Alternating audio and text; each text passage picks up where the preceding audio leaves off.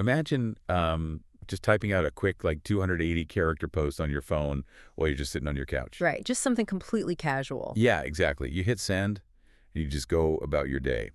But imagine that 4 years later, a federal judge hands you a legal bill for $2.6 billion because of that single post. Which is just an unfathomable amount of money for a tweet. It really is. Yeah. I mean, when you do the math, that is roughly $10 million per character. So welcome to the deep dive. Glad to be here to get into this.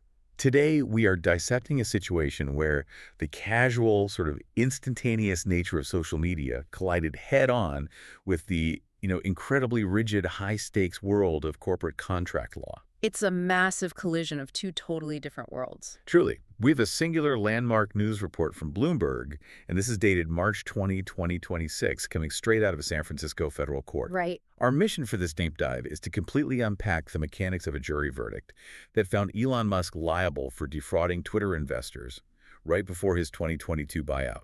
And we really are looking at a fundamental shift here in how markets operate. Because, for decades, the architecture of mergers and acquisitions... M&A. Exactly, M&A. It was built on extreme risk mitigation. Corporate communication during a multi-billion-dollar buyout was traditionally vetted by armies of lawyers. Oh, yeah, totally sanitized. Completely sanitized and released through highly controlled channels. The objective was predictability. You wanted to ensure the market absorbed the information exactly as you intended. No surprises. Zero surprises. So what this 2026 verdict examines is what happens when that mahogany boardroom approach is replaced by direct, unfiltered digital broadcasting to hundreds of millions of people. Right in the middle of the transaction. Right in the middle of it. And for you listening right now, whether you manage a serious investment portfolio or you just use social media and wonder how the back end of these massive tech companies actually functions. Which I think is most of us at this point. Yeah, definitely. This deep dive is going to map out the hidden wiring of our financial system. It reveals how public statements, even ones that feel totally off the cuff, can trigger these massive financial avalanches that literally take years to resolve. They really do. Okay, let's unpack this. We need to start with the sheer impact of the San Francisco verdict itself before we rewind the clock to figure out how we actually got here. So the anchor of this entire discussion is that Bloomberg report from March 20th, 2026. Right.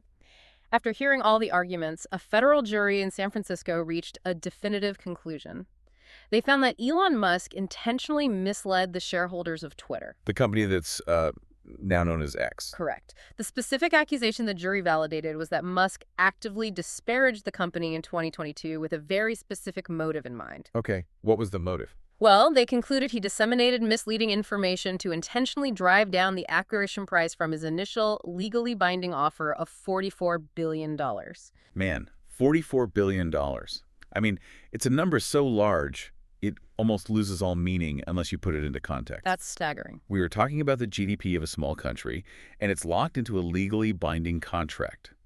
The premise here is that a buyer agreed to a price, signed the paperwork, and then immediately changed his public posture. Yeah, according to this jury, started publicly attacking the very asset they were legally obligated to purchase. Right. Which, in a normal world, if you're buying a company, you want it to be as strong as possible, right? Right. Why would a buyer attack their own pending acquisition? It definitely sounds counterintuitive at first glance. Let's ground this. Say you are a massive logistics company, and you sign a contract to buy a rival's entire fleet of cargo ships for $1 billion. You sign the deal. Okay, I'm with you. But the next day, instead of preparing for the handover, you take out full-page ads in global newspapers claiming that, like, half the ships you just bought have rusted hulls. And that the engines are failing. Exactly. The engines are failing. The fleet is basically worthless. You are doing this to panic the rival's shareholders so the stock price collapses, hoping the seller will basically beg you to renegotiate. Hoping they'll take half the price just to get it over with. Right. So, I mean, is that a fair way to look at it? That cargo fleet analogy actually captures the mechanical strategy perfectly. What you just described isn't an aggressive business negotiation, right? It is the deliberate manipulation of perceived market value. Deliberate manipulation, okay. And we have to look closely at the legal standard the jury applied here, because they didn't just find that the buyer was highly critical of the target company. Because it's not illegal to be critical, right? Exactly. Public criticism, even really harsh criticism, isn't inherently illegal. The jury found that he intentionally misled the shareholders. Intentionally. Yes. When dealing with a publicly traded entity, the boundary between tough negotiation tactics and actionable fraud hinges entirely on that concept of intent. But where is the actual boundary? Because in the corporate world, people talk their own book constantly. You know, They absolutely do. buyers always highlight the flaws of a product to get a discount. Sellers always exaggerate the benefits to get a premium. It's just business. That's the standard haggling process. Right. If I am in the process of buying something and I discover a flaw, why am I not allowed to complain about it? At what point does complaining about a product you're buying cross the line into market manipulation? Well, what's fascinating here is that we have to look at the traditional mechanisms built into corporate law for this exact scenario. Okay, like what? In a standard M&A deal, if a buyer discovers a massive problem during the due diligence phase. Like finding actual rust on the cargo ships. Exactly. If they find rust, there are private, legally structured pathways to handle it. They invoke specific clauses in the merger agreement, which are usually called material adverse effect clauses. Okay, so it stays behind closed doors. Yes. They take these findings back to the boardroom, they present the evidence to the seller privately, and they use it as leverage to either renegotiate the price downward or just walk away from the deal entirely. Because if you broadcast the problem to the public, you destroy the value of the asset you are contractually obligated to buy. Right. You're essentially burning down the house while you are still in escrow. It seems completely counterintuitive to damage your own future property, but that assumes you still want to pay the original price. Oh, right. If your goal is to fracture the original deal, bringing the dispute into the public square serves a very specific function. In this case, the negotiation bypassed the private boardroom entirely. It was just dragged out in front of hundreds of millions of retail and institutional investors on social media. Exactly. The jury reviewed this behavior and concluded it wasn't a standard good faith invocation of a contract clause. They saw it as something else. They determined it was a deliberate strategy to artificially depress the stock price by broadcasting misleading information. Because the market reacts to the noise. If the buyer says the asset is broken, the market believes the asset is broken, and, well, the stock drops. And that is the absolute core of securities fraud. Millions of individual investors, pension funds, and institutional traders rely on the public statements of key figures to make their financial decisions. They have to, right? That's the only data they have. Exactly. The law requires a baseline of truthfulness in those public statements to keep the market functioning. So if a jury determines that statements were intentionally misleading, And that the goal was to alter the stock price, to create personal leverage in a private contract dispute. then that behavior crosses the threshold from a tough negotiation into legal fraud. That's exactly it. Which brings us to the actual mechanism of the alleged fraud. Because we aren't talking about, forged document or a fake press release sent to the Wall Street Journal. No, it was much more direct. The tool used to execute this was the very platform being purchased. We understand the jury decided there was intentional deception, so we need to examine the specific anatomy of how this played out in real time. Right. And the source material directs us to one incredibly critical date that really serves as the epicenter of this entire legal timeline. We are looking at May 13th, 2022. Right, May 13th. The buyer goes onto the platform and announces to a massive global following that the $44 billion deal is temporarily on hold. Yes. And we simply cannot overstate the destructive power of that specific phrase, temporarily on hold, within the context of high finance. I mean, it sounds so casual to a normal person, like putting a streaming movie on pause while you get a snack or something. Right, but in corporate finance, it's a completely different language. The stated reason provided in the communication was a need to verify the percentage of fake accounts or bots operating on the network. Yes, the bot issue. But the source points out a very specific claim made during this window. It was the assertion that these bots could represent much more than 20% of the total user base. To understand why a lawsuit followed 4 years later, we have to explore the concept of certainty as a currency. Certainty as a currency. Okay, explain that. In the world of massive corporate buyouts, certainty is arguably more valuable than cash. When a multi-billion-dollar deal is formally announced and signed, the market prices the target company's stock based on the assumption that the deal will actually close at the agreed-upon price. So everyone just assumes it's a done deal. Mostly.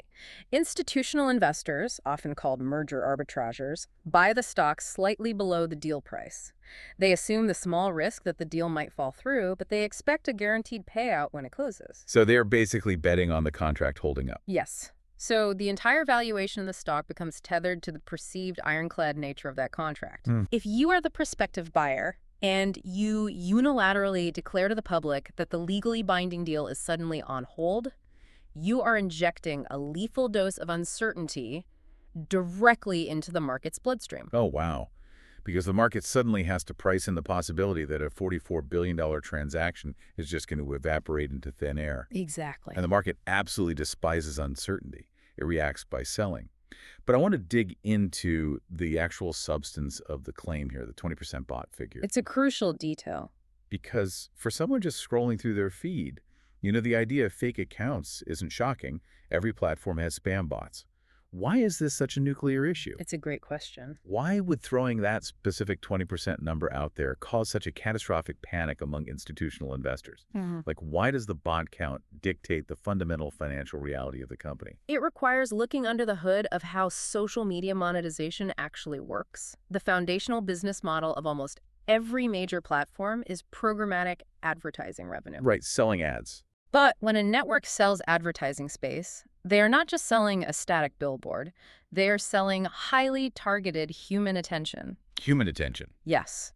Advertisers pay based on incredibly granular user engagement metrics. They bid fractions of a cent for every 1,000 times an ad is viewed or every single time a user clicks a link. So if I am a major brand, I am allocating millions of dollars based on the promise that my ads are reaching real human beings who possess actual purchasing power. Exactly. The entire revenue stream is dependent on the authenticity of the audience. Right. If a significant portion of the user base consists of automated scripts or bots, it means those automated programs are the ones viewing and clicking the ads. Which is useless to the advertiser. For the advertiser, that is phantom engagement. They are throwing their marketing budget into a digital void. Because of this, the most vital metric for any social media company is what they call monetizable daily active users. Monetizable daily active users. Okay. MDAU. It is the absolute bedrock of their valuation. Because if the users aren't real, the product they are selling to advertisers essentially doesn't exist. Precisely. Or rather, that is the exact fear it triggers. The company's internal estimates regarding bot percentages were publicly filed and were relatively low. Right. I think it was around 5% originally. Yes, so by broadcasting an assertion that the bot count might actually be much more than 20%, you are essentially telling the global financial markets that the core product this company sells is fundamentally compromised. Wow. You are telling advertisers they're being defrauded, and you are telling investors the future revenue projections are a complete fiction.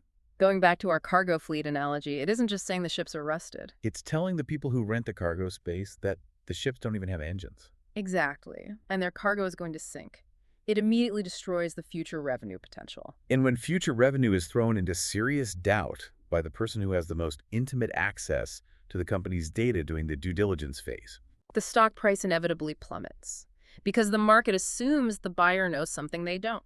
Now, I want to make sure we are maintaining our strict impartiality here, because the source explicitly requires us to note the defense's position on this specific issue. That's very important to highlight. Musk testified that his concerns about the bots were entirely legitimate.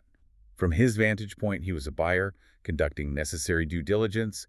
He uncovered a potentially massive discrepancy in the product he was purchasing, and he was just communicating that concern. That context is absolutely vital. The defense's stance was that the bot issue was a material, factual problem that legally and ethically justified pausing the deal. Right. However, our focus here, and the focus of the jury 4 years later, was not on conducting an independent audit of the bot population in 2022. We aren't here to count the bots. Exactly. The legal scrutiny was placed entirely on the impact and the intent of broadcasting those specific concerns in that specific public manner.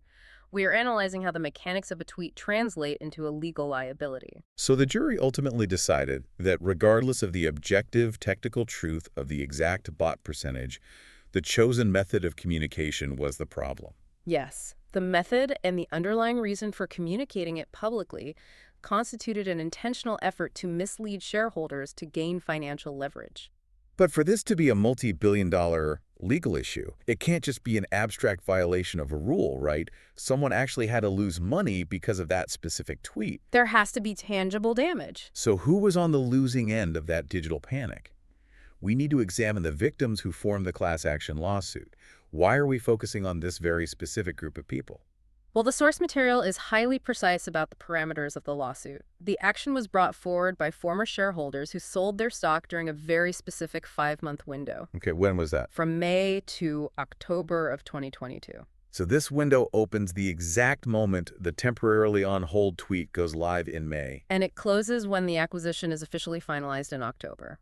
During those 5 months, the stock price experienced severe downward pressure and just massive volatility. And this was heavily correlated with the public uncertainty generated by the ongoing dispute over the deal. Right. The market was reacting to the tweets. Yes. And the critical defining piece of this legal puzzle is that eventually, after months of public legal maneuvering and threats to walk away, the buyer did in fact acquire the company. For the original legally binding price of $54.20 per share. Exactly, 54.20. Okay, I need to push back on the fundamental premise of this lawsuit because I think a lot of people listening will have this exact reaction. Sure, let's hear it. If you are an investor participating in the stock market, you understand that it involves inherent risk, right? It's caveat emptor. Buyer beware. Of course. If you own stock in a company and you see the prospective buyer trashing the company on social media and you voluntarily choose to log into your brokerage account, select your shares, and hit the sell button. You're asking why that isn't just their own fault. Yeah. Isn't that just the risk of playing the market? Why is the buyer legally responsible for an adult shareholder's independent decision to panic and sell their stock? It is a profound question, and it strikes at the absolute core of securities regulation. You are entirely correct that the stock market involves risk. Right. If a company legitimately loses a major manufacturing contract or a new competitor disrupts their industry and the stock price drops, that is considered fair market risk. And if you sell your shares in a panic and lose money in that scenario, the loss is entirely on you. You accepted the risk when you bought the stock. You place your bet, and sometimes the market moves against you. You take the hit. Exactly. However, the entire premise of a fair and functional stock market relies on a legal doctrine often referred to as the fraud on the market theory. Fraud on the market, okay. The system only works if we assume that the current price of a stock reflects all publicly available truthful information. Investors need to trust that the information being disseminated by key corporate players is not intentionally deceptive. So the playing field has to be level. If the information is fake, the price is fake. Yes. What the jury believed happened in this 5-month window was that the market was artificially manipulated by intentional misinformation. Wow. When a highly influential figure intentionally injects deceptive statements into the public sphere with the calculated goal of moving the stock price, it completely removes the fair risk element from the equation. So the investors who sold between May and October weren't reacting to natural market forces or organic economic shifts. Exactly. They were reacting to a mirage that was deliberately constructed to manipulate their behavior. So the argument is that the dip in the stock price wasn't real. It was an illusion created by the tweets. In the eyes of the law, when you artificially distort the reality of the market, you become liable for the financial damage that distortion causes to the people who relied on it. That makes a lot of sense. The injury these shareholders are claiming is that by selling during this artificially created dip, they missed out on the guaranteed $54.20 payout. The payout they would have received if they had just held their shares until the deal finally closed in October. Right. They're suing for the difference between the artificially depressed price they sold at and the 54.20 they argue they were entitled to had the market not been manipulated. It's the difference between a hurricane legitimately destroying a factory, which is a fair market risk, And a CEO falsely claiming a hurricane destroyed the factory just so they can buy the stock back at a discount. Okay, that clarifies the mechanics significantly. It's the artificial distortion of reality. So, having clearly established the perspective of the plaintiffs, the shareholders who felt manipulated into selling their assets at a discount, we have to pivot. We need to look at the defense strategy. Exactly. How did the legal team explain these actions inside the courtroom? What was their counter-narrative to this accusation of a deliberately constructed mirage? The source gives us a very revealing glimpse into the actual testimony provided on the stand. When confronted directly with the May 13th tweet declaring the deal temporarily on hold, the defendant made a highly calculated admission. What did he say? He stated under oath that the tweet was, quote, maybe not the wisest. Maybe not the wisest. Wow, that is a fascinating choice of words for a legal proceeding involving billions of dollars. It is a very deliberate rhetorical strategy, but immediately following that concession of poor judgment, he staunchly denied any intent to harm the shareholders or manipulate the market. So he admits it was dumb, but denies it was malicious. Exactly. He reiterated the defense that his concerns regarding the bot accounts were genuine, born of legitimate due diligence. Furthermore, the defense introduced a crucial, arguably paradoxical element to their narrative. Okay, what was that? He claimed that a judge in Delaware essentially forced him to complete the acquisition at the original full price. Okay, here's where it gets really interesting. Let's stop right there, because this is where the logic of the defense feels incredibly tangled to me. It's definitely a complex argument. Let's unpack this Delaware judge argument. On one hand, the defense is arguing in court, I had no intention of lowering the price. I wasn't trying to manipulate the deal. My concerns were just about the bots. Right. But on the very same hand, they are simultaneously arguing, I only bought the company at the full price because a Delaware judge forced me to do it. I am genuinely confused by how those two concepts coexist. It's a tough needle to thread. If you weren't trying to get out of the deal or force a lower price, why would a judge have to force you to close it? It is a profound contradiction, and it really highlights the immense difficulty of defending a complex securities fraud case where the public record is so expensive. There's just so much evidence out there. Let's break down the strategy behind the phrase, maybe not the wisest. Yeah. This is a classic, highly sophisticated maneuver used by defense attorneys. How does that help them? By admitting to a minor lapse in judgment, acknowledging that perhaps a late-night social media post wasn't the most prudent communication strategy for a multi-billion-dollar buyout, the defense team is attempting to build a firewall. A firewall against the much more severe accusation of fraud. Yes, they are offering a lesser charge, essentially. It's saying, I am guilty of being impulsive, but I am absolutely not guilty of being a criminal mastermind. They are trying to reframe the entire narrative from calculated intentional fraud to impulsive, perhaps reckless mistake. And this brings us back to the absolute crux of the entire trial. Which is? The legal concept of intent. In legal terms, we talk about scienter, or a guilty state of mind. Scienter, okay. Proving that someone tweeted something that was factually untrue or highly disruptive to the market is relatively straightforward. We have the digital timestamps, we have the exact text of the posts. The objective reality of the action is undeniable. But I'm still stuck on how you actually prove intent. It's the hardest part of any fraud case. I mean, how does a jury of 12 regular people look inside a billionaire's head 4 years after the fact and determine why they text something? Unless there's an email saying, I am going to tweet this to crash the stock. Yeah. How do you legally prove intent? You have identified the hardest part of prosecuting corporate fraud. Direct evidence of intent. That smoking gun email you just described is incredibly rare. Because people usually aren't that foolish. Right. Therefore, intent almost always has to be proven through circumstantial evidence.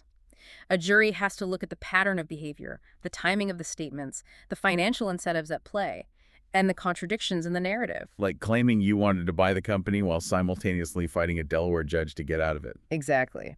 The defense was making a massive bet that the jury might find the tweets irresponsible or unwise, but would look at the sheer chaos of the situation and stop short of finding calculated malicious intent. Because proving someone is a chaotic communicator is easy, but proving they are a fraudulent manipulator requires a much higher burden of proof. Yes.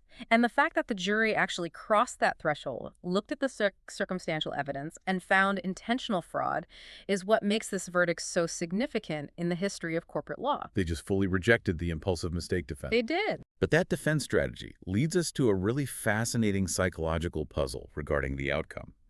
Because while the jury rejected the impulsive mistake defense on some counts, they didn't hand down a total condemnation either. No, they didn't. When we look at the actual verdict, it wasn't a clean sweep for the plaintiffs. It leads us to the incredibly nuanced way the jury ultimately ruled. We have to examine this split decision. This is where the intricacies of the American jury system really come to the forefront. According to the Bloomberg report, The jury did not issue a blanket, black and white guilty verdict on all the allegations presented to them. They didn't just say guilty of everything. No, they delivered a highly compartmentalized surgical decision. Walk me through how they actually carved this up. Well, the plaintiffs brought forward 4 distinct allegations of fraud, representing different statements and actions over that 5-month timeline. Okay, 4 charges. After their deliberation, the jury found the defendant liable on 2 of those 4 allegations. So a 50% split. Yes. However, they explicitly acquitted him on the other 2. And the source highlights one crucial acquittal that we need to examine. They found him not liable for the existence of a global conspiracy to defraud. Okay, so the jury's effectively saying, yes, you committed intentional fraud on this specific day with this specific tweet, but you didn't commit fraud on this other day. Correct. Let's dive into the psychology of a jury here.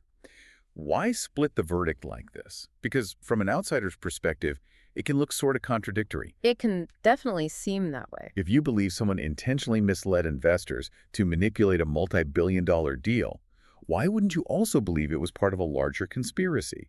How does a jury look at the exact same timeline, the exact same cast of characters, and decide to slice the liability down the middle? It is a phenomenal question, and it speaks volumes about how seriously juries often take the highly technical instructions given to them by the judge. So they were really paying attention. A split verdict like this strongly suggests that the jury was highly analytical. They didn't just let emotion or their personal feelings about a controversial public figure dictate a sweeping judgment. They went line by line through the allegations. Exactly. They applied the specific legal definitions to each individual act. They refused to just rubber stamp the lawsuit. They really did the homework. To understand the split, we have to understand the specific legal burden of proof required for a conspiracy charge, right? Yes. A conspiracy is not just doing something illegal.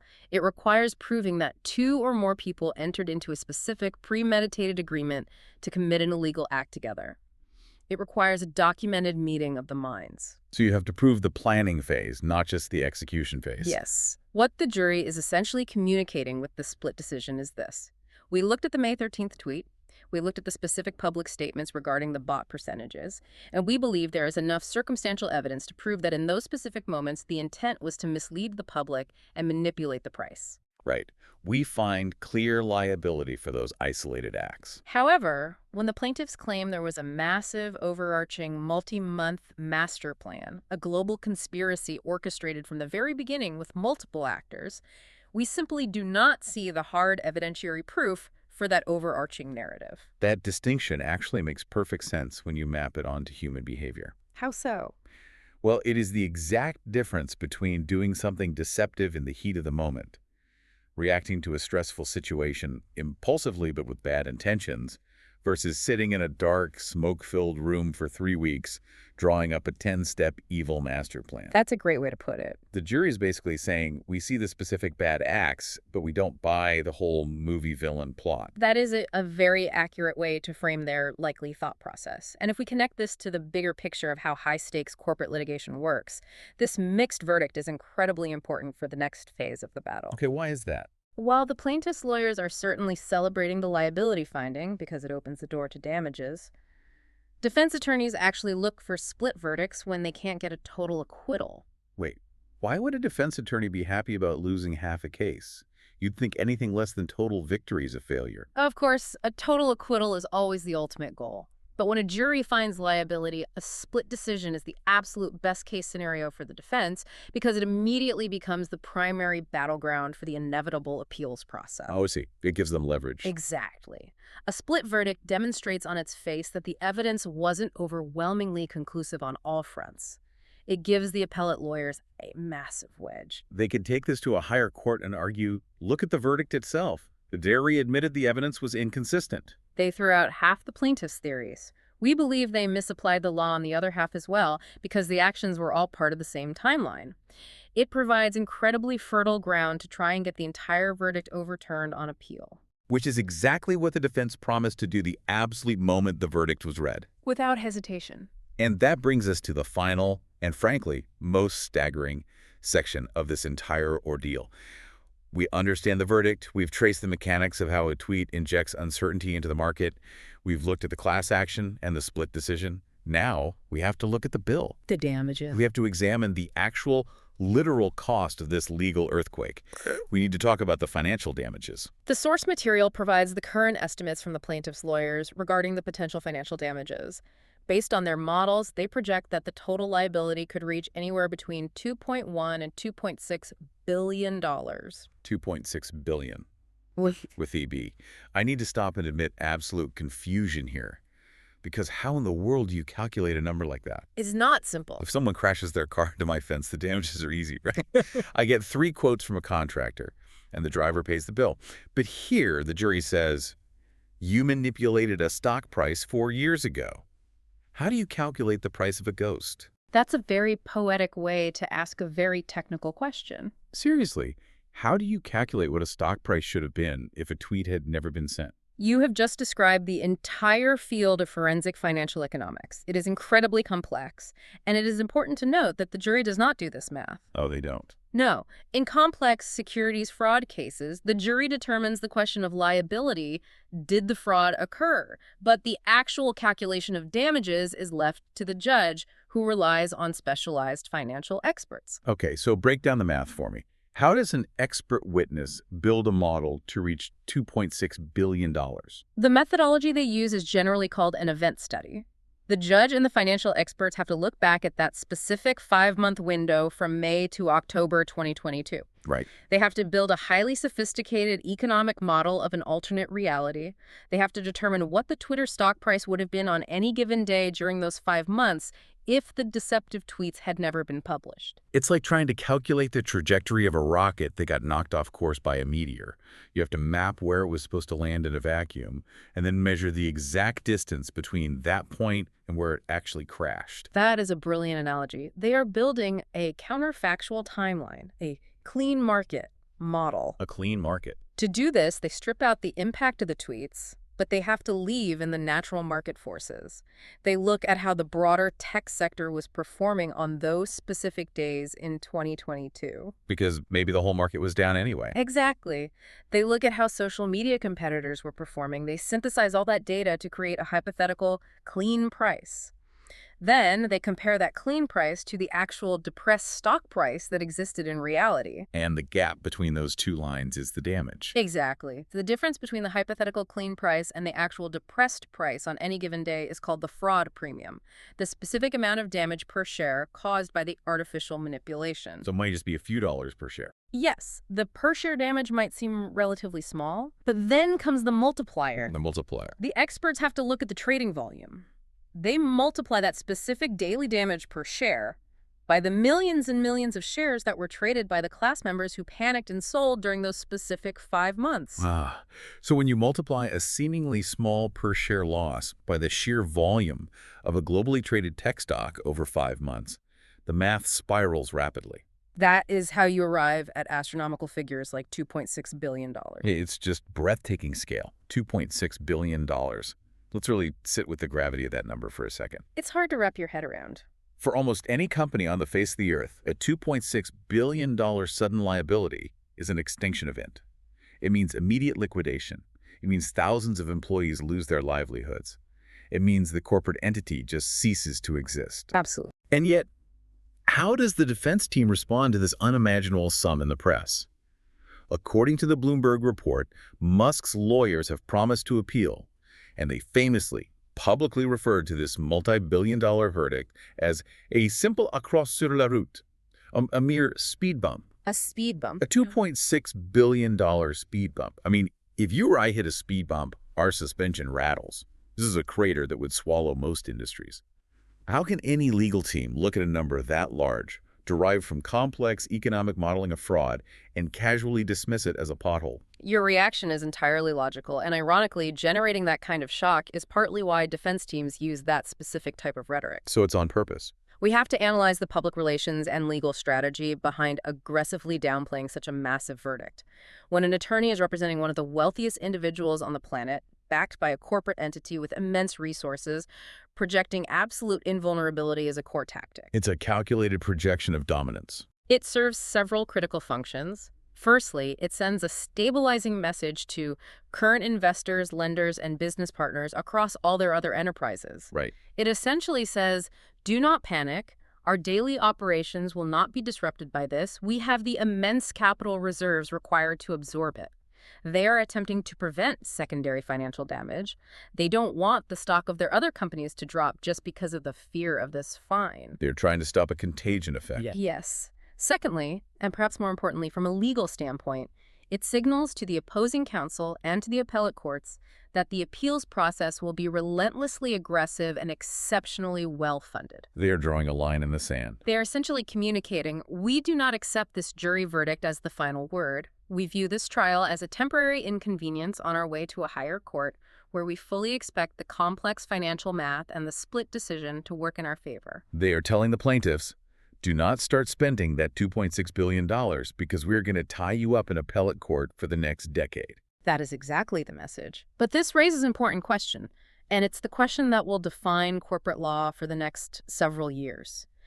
How will the appellate courts actually view this entire unprecedented spectacle? Right. Will a panel of appellate judges uphold the jury's nuanced split decision, legally validating the idea that a casual late-night social media post can constitute intentional multi-billion-dollar market manipulation? Or will they side with the defense? Exactly. Right. Will they determine that the jury fundamentally overreached and that the public statements, while perhaps unwise and chaotic, simply did not meet the rigorous legal standard required to prove a calculated fraud on the market? The stakes for how business is conducted in the digital age are incredibly high here. And that uncertainty is exactly why we are doing this deep dive, because the implications of this verdict go so far beyond just one billionaire, one social media platform, and one specific contract from 2022. They affect the entire market ecosystem. So what does this all mean when we pull back and look at the whole picture? We have a jury in 2026 that looked back at a chaotic, highly publicized 5-month window. And they waded through the cultural noise. Yeah, the memes and the spectacle, and they made a profound surgical legal determination. They decided that a few sentences typed into a phone regarding bot percentages weren't just the impulsive, harmless thoughts of a frustrated buyer. They found real harm. They determined that those digital posts were an intentional, multi-billion-dollar fraud committed against everyday shareholders. And they managed to decide this while simultaneously concluding that there wasn't enough evidence to prove a grand, overarching conspiracy. They found the nuance. They found immense liability in an instant of communication. And this matters profoundly to anyone who operates in the modern economy.